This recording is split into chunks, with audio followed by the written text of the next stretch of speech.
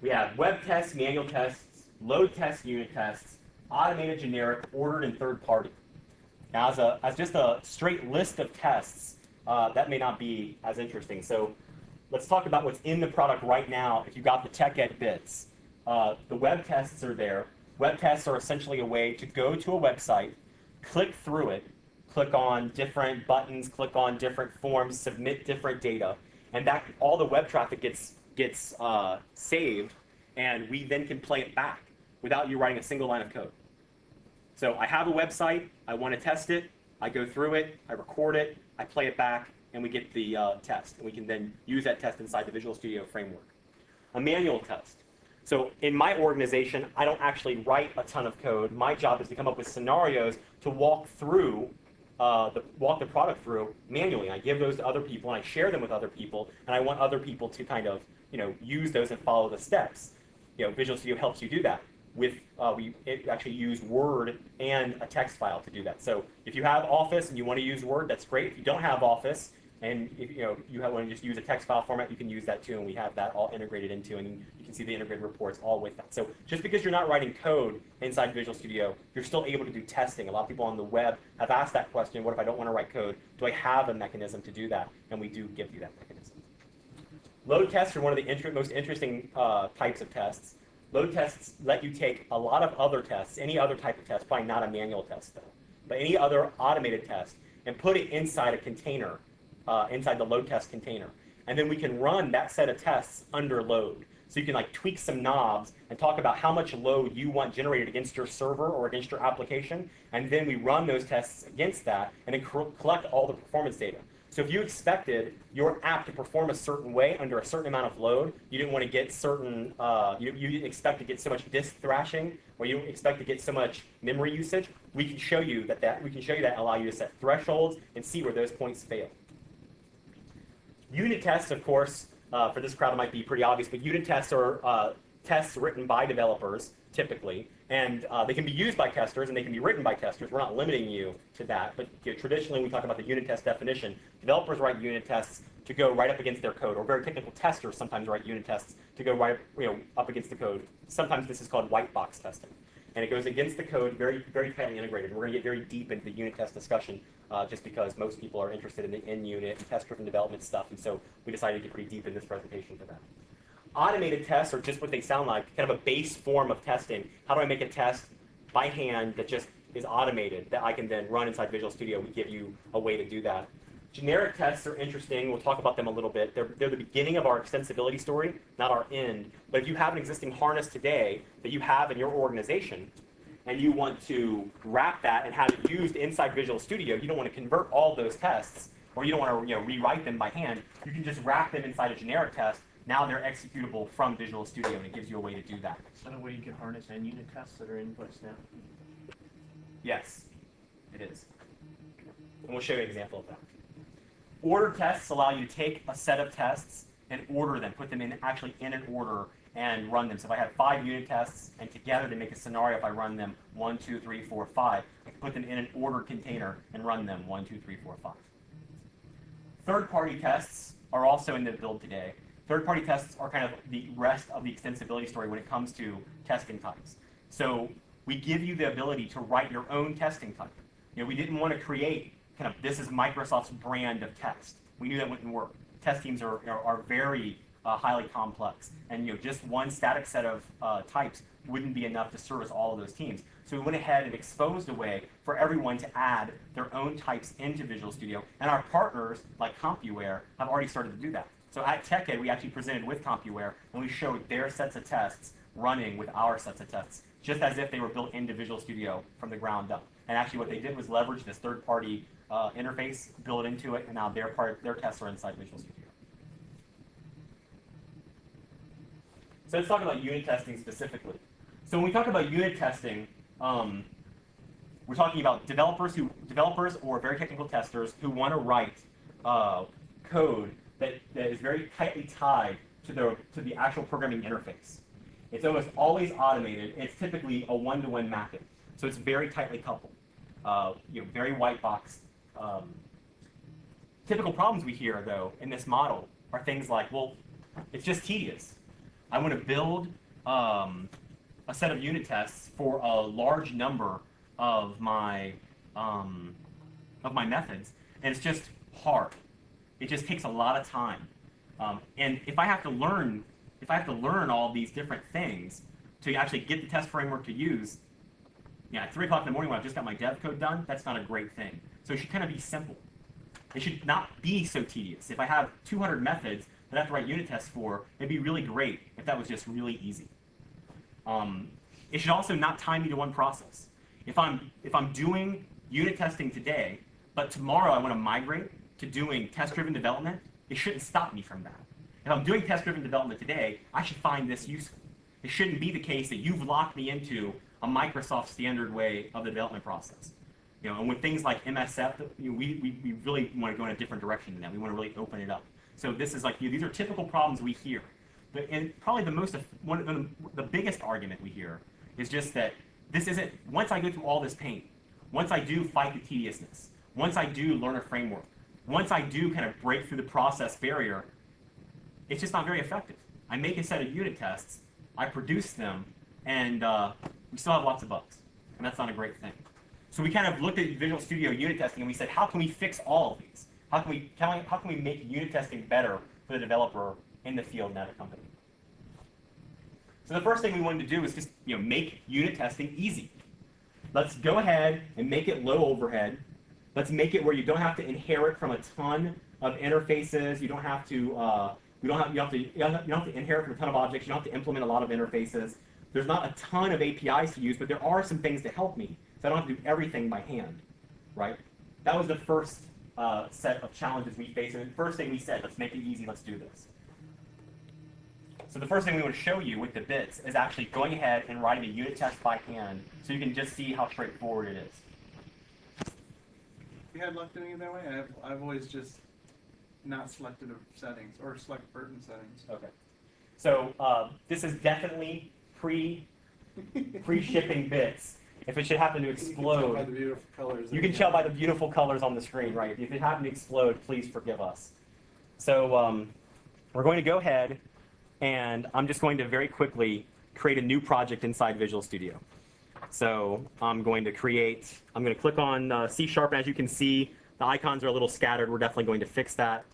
Go ahead and click a test project. I'm going to say OK here. It's going to ask me this crazy question. We'll say OK. We'll make those dialogues look a lot better by the time we ship. Some of them will be going away. That's right. That one. That's right. So we're going to go ahead and click on, we're going to just go ahead and name our test unit test 1. I think we'll go ahead and just leave it that way. And so what we see here is that we've just outputted a ton of great templatized information for you. But before I explain that, I'm just going to delete it all and start over. And the reason I'm going to do that is because we said we were going to write one by hand.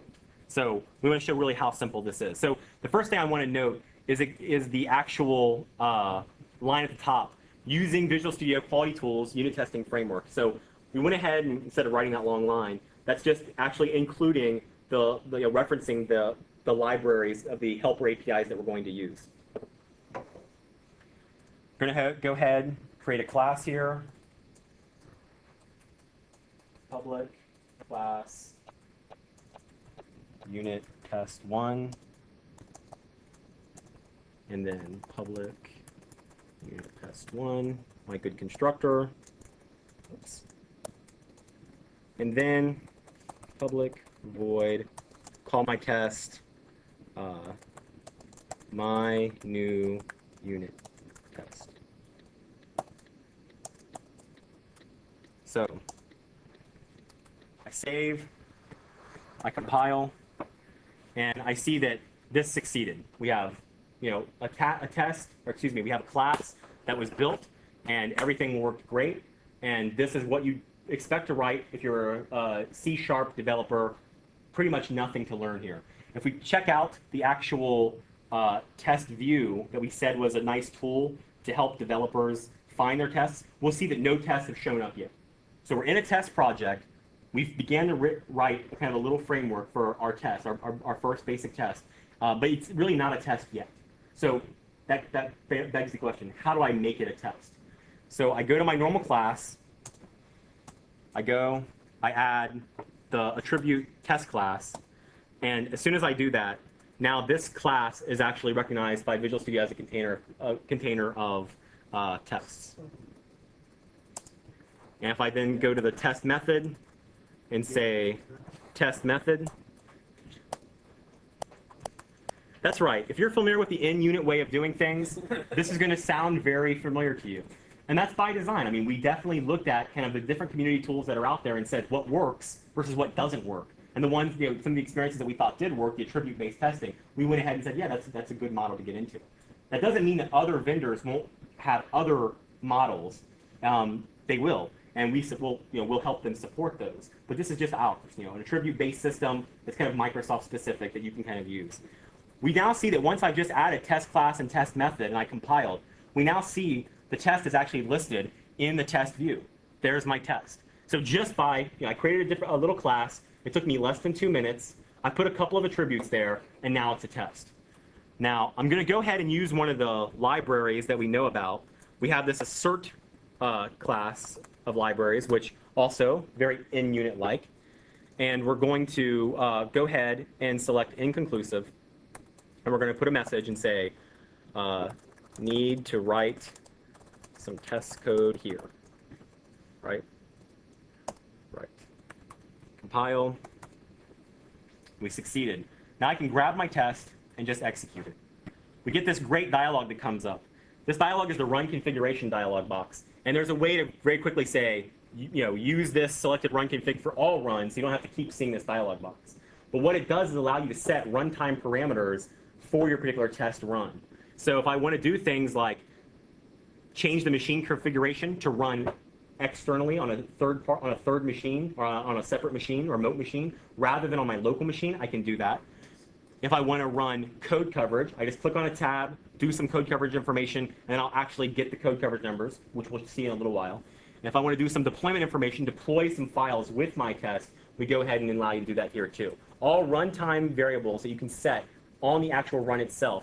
You can also then go and save that information so that you can then use that information later. So if you go through the trouble of configuring something for run config information, you don't have to actually go define that every time. Save it, use it for every run if you'd like, or share it with other members of your team. This is particularly important when you think about the BBT scenario. So I'm in the lab, and I have a way of deploying certain files during the build verification, and I want to share that with other developers so they can kind of repro the exact steps that the BBT lab takes in order to verify a build.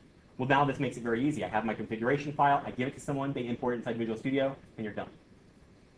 Once I click OK here, we see the test results window pops up at the bottom there.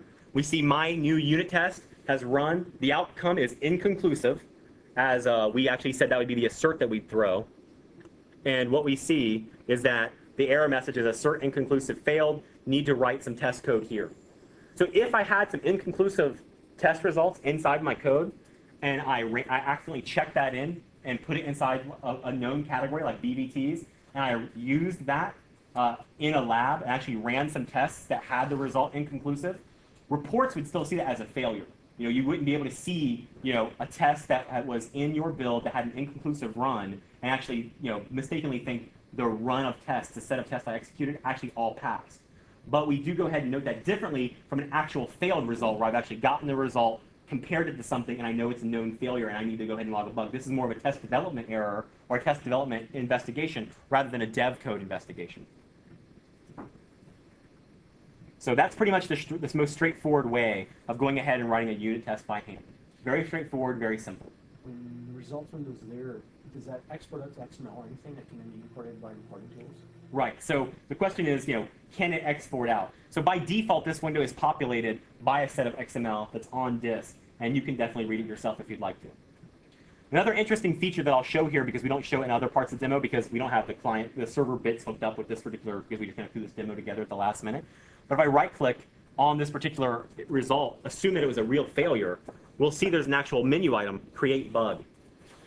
If I clicked create bug, it would actually take this test result, take the information, put it inside the bug, and then give that bug, assign that bug to whomever I wanted.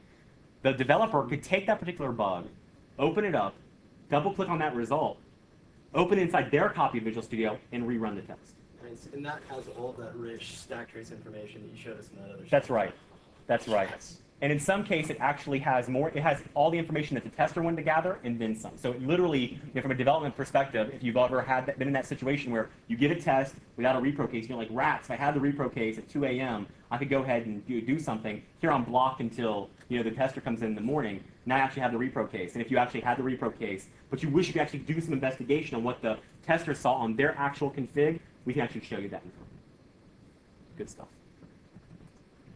So yeah, so that's basically writing a unit test by hand. Does unit testing know about refactoring?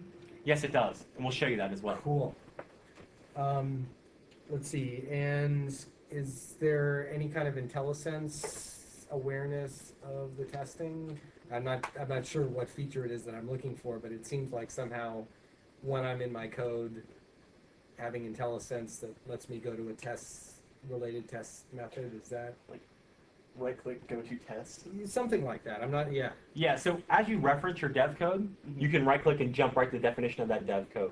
You can also, as you're typing, you get the typical IntelliSense features you get as you write your test to your dev code. It's going the other way. Yeah. If I'm in the dev code, Right. being able to go from the dev code, right-click, here are all the 15 test cases that cover this method. Yeah. And fortunately, in V1, we're probably not going to get there. Okay. We definitely want to get there because Right. everyone wants that feature, right? I want to see, first of all, I want to be able to select my tests via code coverage, Right. I want to be able to see kind of, Yeah. I have some dev code, I've changed it, what tests touch this dev code? You want to see those particular tests, right? So that's a nice feature. And then actually the linking of, I have my test code, which tests actually target this particular segment of my code, actually showing you that as well. What we do have in V1 is a way to, and we'll show you this in a little while, we talk about the reporting, but in Team System, again, the unit testing is not a feature onto itself. It's integrated with all these other pieces. So when we talk about unit testing, a lot of times we do get that request. How do I see, here's a typical example, I guess, instead of telling you what we're looking for is, I'm inside a meeting. You tell me a unit test fails. What does that mean to the business case? Right? That's a typical question we get asked, right? I'm a project manager. The code modules, I don't really have exposure to those. You're telling me you have a test against this particular code module. How do I know what business case gets impacted? And so if you link your features via Team System, then we actually keep a categorization list of all those features. As you write your tests and your dev code, you can link them back to those features. So literally, as you find bugs and your tests find those bugs, you can say, this test associated with this feature has found that bug. And so now the information about the business case can be extracted. You can say, not just this test module, or not just this code module found a bug in this code module, but literally this code module, this test found the bug in this module, and that's linked to this set of features, which is linked to this set of requirements and this specification. And actually show you that from the holistic approach of your product rather than just the actual code module. Complete traceability. That's awesome. That's right. So can I think of that as being kind of akin to a call graph or something of that sort? Yeah, I don't. Going from tests all the way back up to. Yeah, I don't. In V1, I mean, to be completely honest, we're in V1, so how close we get to that. The kind of utopian view is if I could see a visualization of all that, and we're getting there. We have a lot of tools built around that sort of thing. But in V1, we probably won't get as far as that. But it's definitely a set of features that are meant to show that. I mean, like I said earlier, conceptually, we're trying to break down those silos. We're trying to cut them down. So we know if you go to a tester or a developer on a team and you say, where are you at? The developer and the tester are going to give you a pretty interesting story.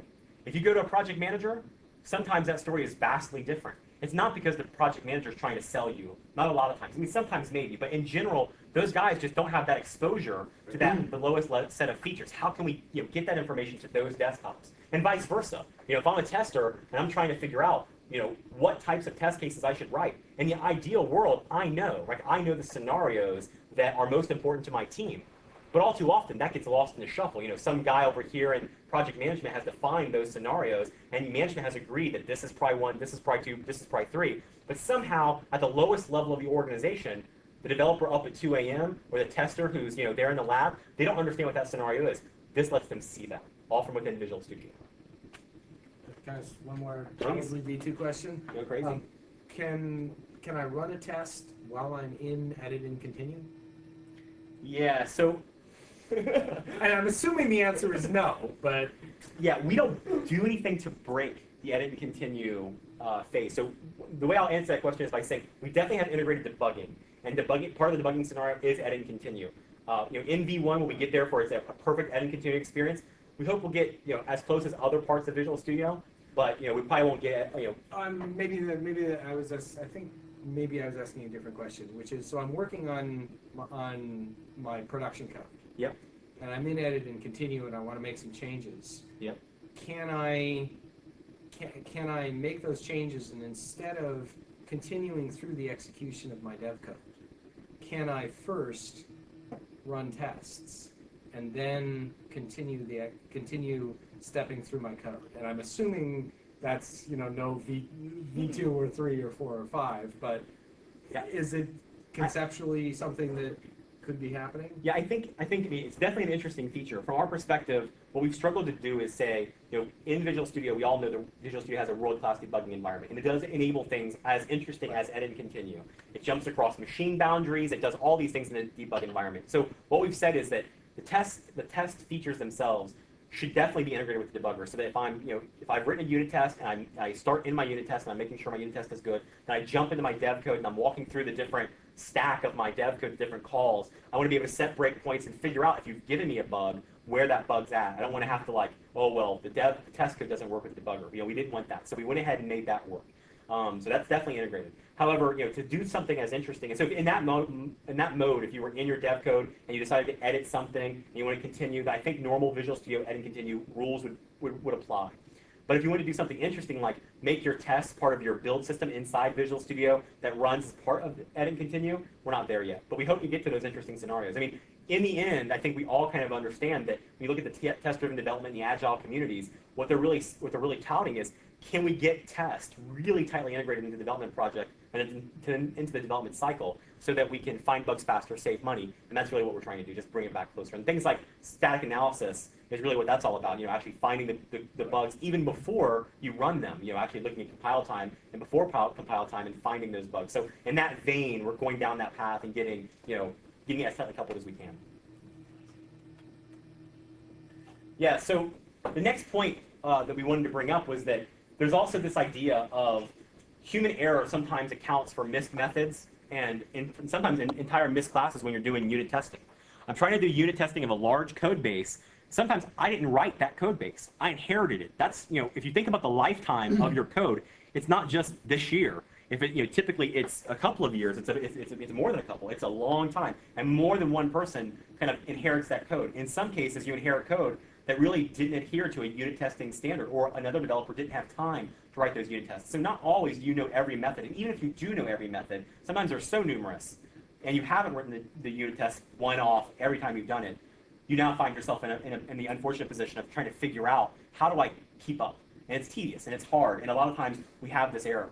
We have this this missed method problem. So if we look at this and we've said, how can we help generate tests for you? And this isn't a feature to really, stop you from thinking. This doesn't do your testing for you. This actually helps you, not type as much, right? Give you the template, give you the skeleton. In some cases, we give you a lot of code to really help you out. In other cases, we might only give you a framework, like the actual method itself. It really depends on how significant the code you're testing against is.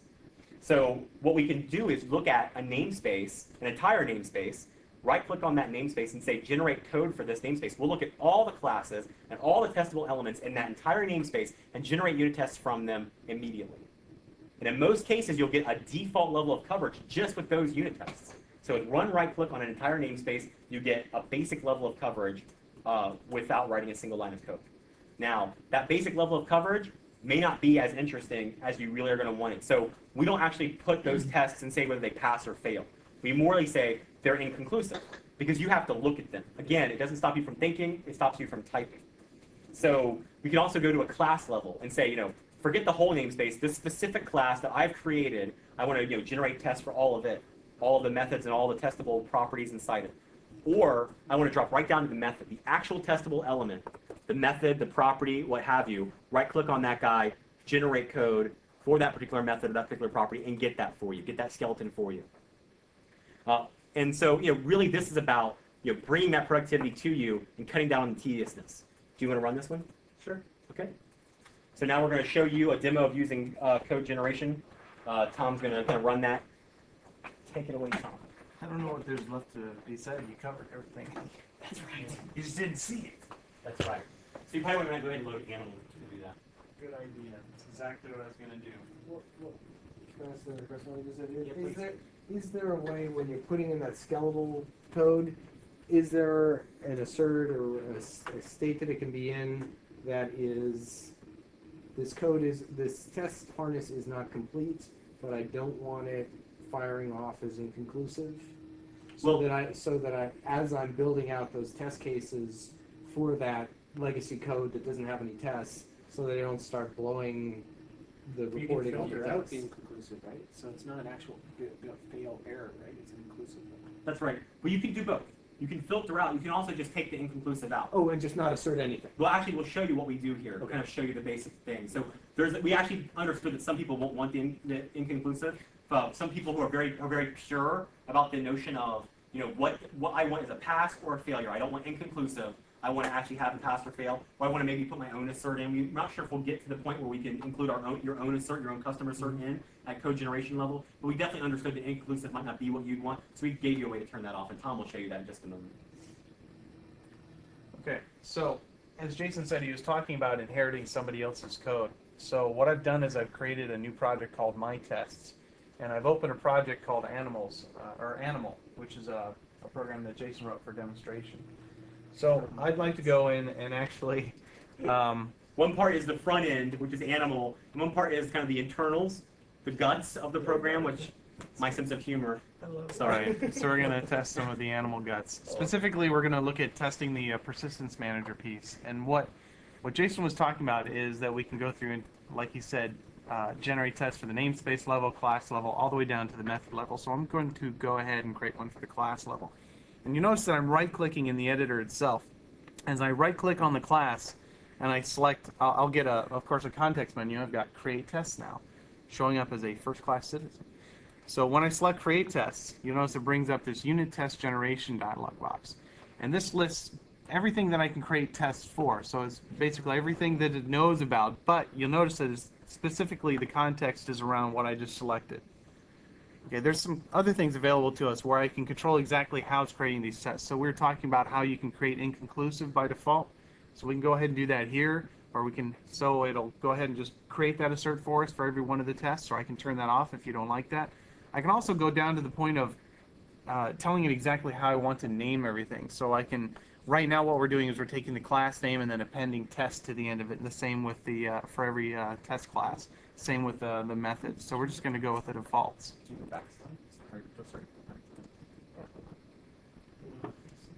Oh, we got some pirate pictures. That's right. The pirate pictures are all over the place now.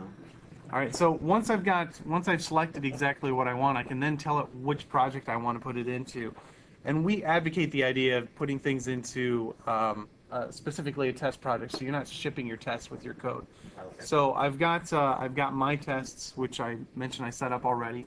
I can click generate, and it'll go through, and you'll see that it went pretty quickly. What it'll do is what Jason showed as doing by hand before. I'm scrolling up through all of this. You can see that we went through and did all the busy work for you. Again, it's not doing all the thinking for you, it's doing a lot of the busy work for you. So we've got a couple of things here. We've got, as Jason pointed out before, we've got the test class that identifies it, that is holding tests. We've got methods specifically for doing initialization steps for each of your tests, as well as cleanup. And then you can scroll down a little bit further, and we've got the actual tests themselves. And we've got a couple of different asserts going on here as well. So one of the assert types we've got is called R equals. So it's basically passing a value, and it's verifying it with the expected result. Again, NUnit-like behavior. And then, of course, we've got the assert inconclusive.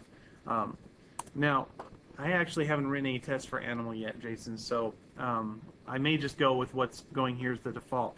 One thing you also notice is that it is smart enough as it's generating the code. It'll look at the parameters that can be passed to the method that's being tested, and it'll go ahead and create the appropriate variable types to pass and initialize them just to a default, just a simple default null or zero value.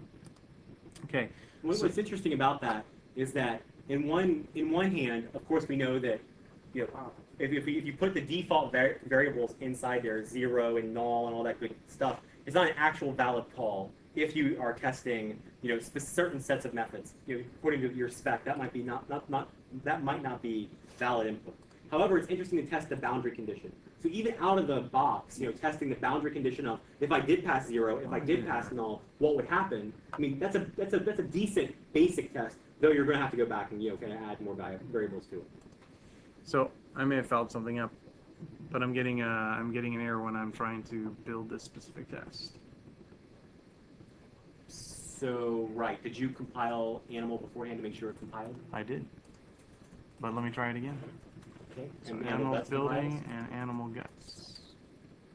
And if you compile the tests, And then I compiled the test separately as well. jump to that real quick, let's see what they said there.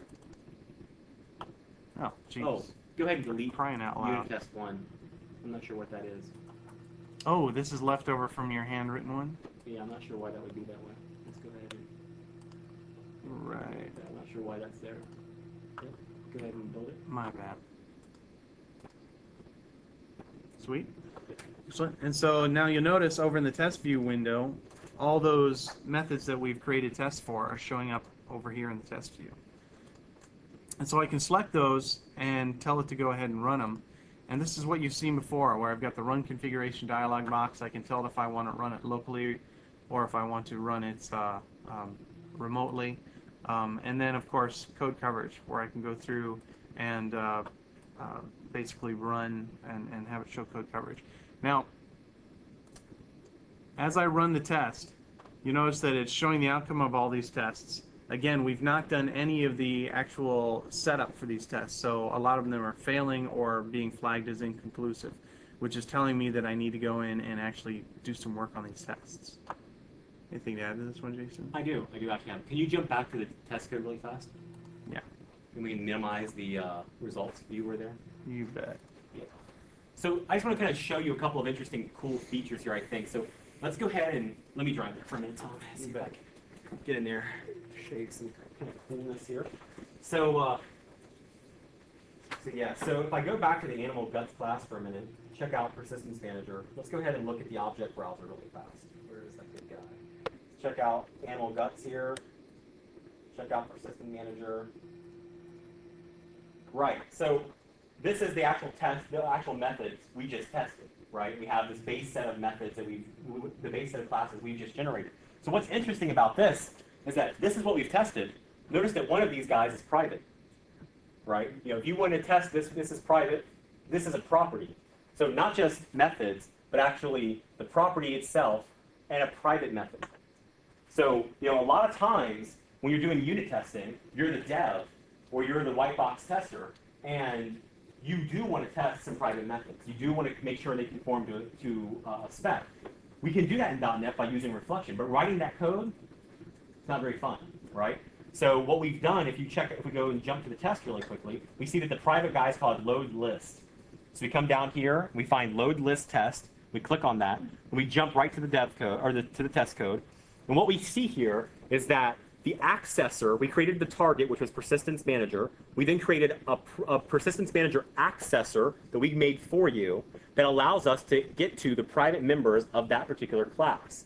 We then look, and there's this nice codegen accessor.cs file added to our project. And if we look inside that, we see all the reflection code that we need built for you inside that file so that you can get to all the private members of that particular class without you writing a single line of code.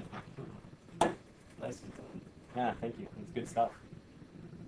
Great stuff. So if you actually look at the code, the way we built it is actually, you can see.